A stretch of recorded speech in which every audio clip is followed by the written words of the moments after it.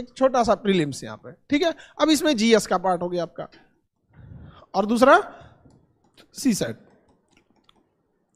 80 question, इसमें 100 question, ठीक है। इसके कितने मार्क्स? 200, इसके 200, क्योंकि इसमें 2.5 नंबर मिलते हैं, इसमें 2 नंबर। तो नंबर्स को हम नहीं, क्वेश्चन पे जाते हैं। आप बताइए इसमें कितने क्वेश्चन पे पास हो जाते हैं? अब 27 क्वेश्चन क्वालिफाइंग है, इसका नंबर तो ऐड होना नहीं है। ऐड होता है नहीं। अब सोचिए 27 क्वेश्चन नहीं हो रहा है आजकल के लड़कों से। 27 क्वेश्चन, हम पहले पीटी की बात कर रहे हैं, सबसे ज्यादा फेल यही करता है, किसी भी चीज का सबसे ज्यादा फेल यही करता है। इसके एक रीजन है, आप ऐसे सोच के देखिए, प्रीलिम्स में अगर आपको कोई एक क्वेश्चन आ रहे हैं, सपोज हम जीएस की बात कर रहे हैं, तो वो आएगा तो आप बनाएंगे तो उसमें 2 में 2 मिल जाएगा। एक क्वेश्चन सॉल्व किया, आपको कितना नंबर मिल गया? 2 नंबर। मेन नहीं आया तो दोनों गया, नहीं आया तो दोनों गया। मेंस को देखिए थोड़ा उल्टा अप्रोच है, उसमें एक क्वेश्चन सपोज 10 नंबर वाला है। क्या आपको लगता है कि जो लड़का पीटी पास किया होगा वो 10 नंबर का आंसर को अटेम्प्ट करेगा तो उसको 2-3 नंबर नहीं मिलेगा? मिलेगा यहाँ पे। तो वहां आपको एकदम 0 की संभावना नहीं है।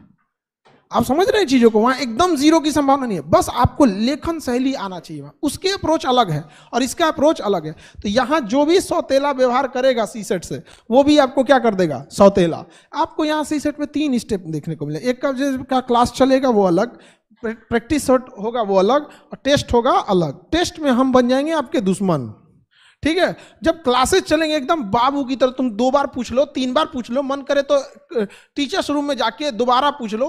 प्रैक्टिस चलेगा तो एक आध बार बस डाउट की तरह पूछ सकते हो, और टेस्ट में पूछ दियो तो पिटा जाओगे वहीं पे, तुम टेस्ट में एकदम दुश्मन एकदम। तो उसके लिए सबसे, और कई लड़कों का लगता है कि सर ये इसमें कट ऑफ चले जाएगा, कई इसमें 200 में ना 110 ले आने वाले बैठे हैं, 120 ले आ देते हैं, 115, 116 इसे ले आ देंगे। उनसे डरिएगा नहीं, जानते हैं क्यों? डूबेगा इसमें वो। तो जो कट ऑफ बढ़ाने वाले लोग हैं ना, समझिए, जो प्रीलिम्स का कट ऑफ बढ़ाने वाले बूढ़े बूढ़े लोग हैं, आखिरी अटेम्प्ट वाले, जो इसमें 200 में ले आएंगे से 126 नंबर, 125 नंबर, वो कहाँ डूब जाएंगे? सीसेट में। इसलिए आप इधर गौर किए होंगे ना कि कट ऑफ ज्यादा नहीं जा रहा है, 95, मतलब 95, 97, मतलब 95 कैटेगरी वाइज भी वेरी करता है थोड़ा बहुत, 2-4 नंबर। तो आप समझते हैं, तो आप समझ रहे हैं ना, इसका कट ऑफ ज्यादा जाने वाला नहीं है। क्यों? जो कट ऑफ ले जा सकते थे उनके पैर में बांध दिया क्या चीज? सीसेट। अब कैसे हो सकता है? दोनों को तो ऐसा हो ही नहीं सकता आप इक्वल कर लें, दोनों में बेहतरीन हो, ये तो बहुत कम लोग होते हैं। तो इसलिए आपको बैलेंस लेके चलना है, समझ आया कि नहीं? एक से एक देखेंगे ना, उसका खूब पढ़ेगा हिस्ट्री, खूब पढ़ेगा ज्योग्राफी, एकदम दबा के एकदम। तो ऐसा नहीं है कि हिस्ट्री ज्योग्राफी फालतू है, लेकिन इतना समझिए भाई, सीसेट पास करना मजबूरी है आपकी। और सीसेट वो चीज है जो ट्रेनिंग आईएएस आईपीएस फेल होके चले गए, वो हाल है सीसेट का। जो ट्रेनिंग में थे, जो अपनी रैंकिंग सुधारने के लिए दोबारा एग्जाम में बैठे थे, वो प्रीलिम्स फेल होके चले गए, समझे? क्योंकि इसमें आपको एग्जैक्ट आंसर चाहिए, exact answer, no doubt. GS में क्या है ना, आपका एग्जैक्ट आंसर भी नहीं है ना, तो कुछ कुछ ऑप्शन वगैरह हेल्प कर देते हैं, इसमें कोई हेल्प करने वाला नहीं है आपको। तो अब सीधी सी बात है, आप सीसेट के लिए तैयार है, प्रीलिम्स के लिए तैयार है। जीएस सब पढ़ते हैं, आप भी पढ़ते हैं, सब गिरेंगे, आप भी गिरेंगे। सीसेट कम पढ़ते हैं, आप कम का रिजल्ट भी होता है, आप भी पढ़ेंगे, आपका भी रिजल्ट होगा। इतनी सी बात नहीं समझ में आती है तो पढ़ते रहो, लेके 1857 की क्रांति, नॉन कोऑपरेटिव मूवमेंट, और ये सब जीएस अपनी जगह पे बहुत बड़ा चीज है। रियलिटी यही है कि आप जितना समय जीएस को देते हैं ना, उतना सीसेट को देते ही नहीं है। ये पीटी एकदम क्लियर है? किसी को डाउट? बाकी इतने बच्चे तो है नहीं आप लोग को, जब क्लास स्टार्ट होगा तो सब चलेगा इसमें, हिस्ट्री, ज्योग्राफी, पॉलिटी। और इसमें एक और गलती देखिए, एक तो सीसेट में खड़े गलती करते हैं लोग, ये तो समझ में आ गया, किसी को दिक्कत? यहाँ पे इसका तो पूरा आपका सीसेट के पूरी टीम होगी आपको मेहनत कराने के लिए, ठीक है। क्लास लेने के लिए अलग, प्रैक्टिस के लिए अलग, टेस्ट सीरीज के लिए आपको कोई टीम नहीं होगी, बस वो टीम नहीं होगी, आपकी दुश्मन खड़े होंगे सब पे। किसमें? टेस्ट सीरीज में। उसमें आपको कोई हेल्प करने वाला नहीं, कोई भी नहीं हेल्प करेगा। और नो डाउट ब्रूटली आपको बोल भी दिया जाएगा कि इस बार आपका नहीं होने वाला है। अगर आपका नहीं हो, आप तो हम लोग बाबू भैया कहने वाले नहीं है लोग। आप जीएस में गलती क्या करेगा लोग?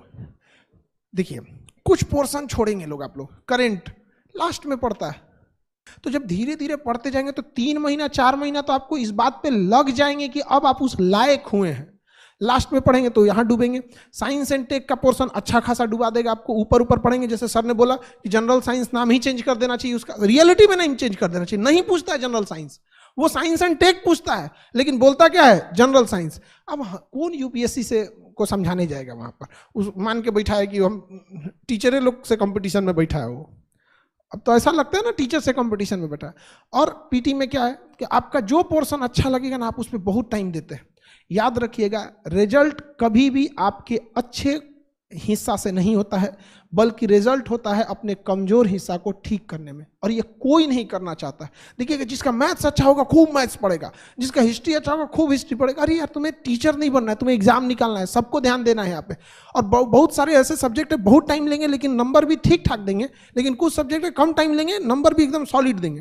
तो ये गलती नहीं करना है, इक्वल टाइम देना है। मेंस में देखिए थोड़ा बहुत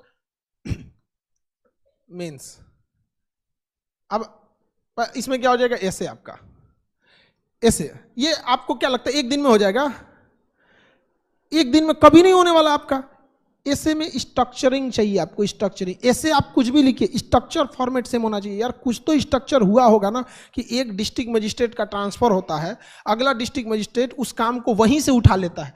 लेकिन आप में ऐसा कभी नहीं हो सकता कि आप किसी नोट्स को आधा बनाएं और दूसरा कोई आके उस नोट्स को फिर कंप्लीट बना के चले। कभी हुआ ऐसा? स्ट्रक्चर चाहिए उसको, समझिए इस चीज को। एक कोई कोर्ट में मुकदमा चलता है तो उस एक मुकदमे को जब शुरू से लेके फाइनल डिसीजन आता है, इस दौरान 100 जज देख के जा चुके होते हैं।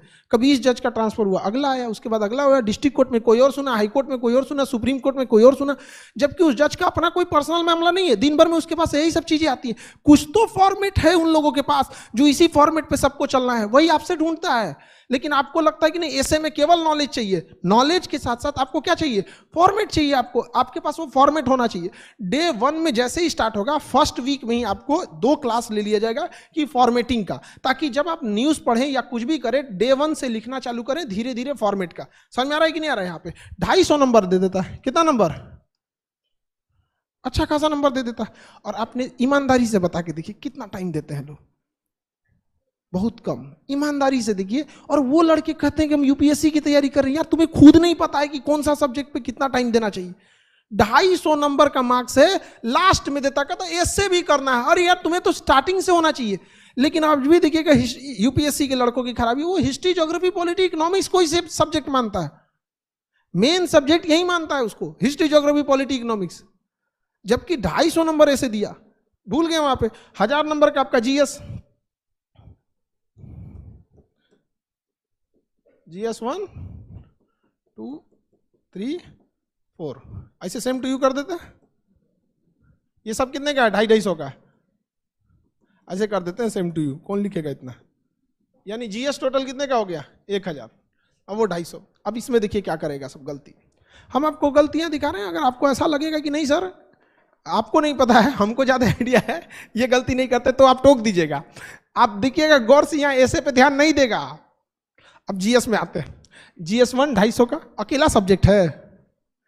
हिस्ट्री है, एंशिएंट हिस्ट्री है, कई पार्ट है इसके। जीएस 2 अकेला है नहीं है। जीएस 3 भी अकेला नहीं है। जीएस 4 एथिक्स अकेले। एथिक्स क्या है? अकेले। एथिक्स को भी ऐसा सोचता है एथिक्स भी पढ़ना है, एथिक्स भी पढ़ना। अरे यार तुम्हारा 500 नंबर डुबा दिया तुम यहाँ पे।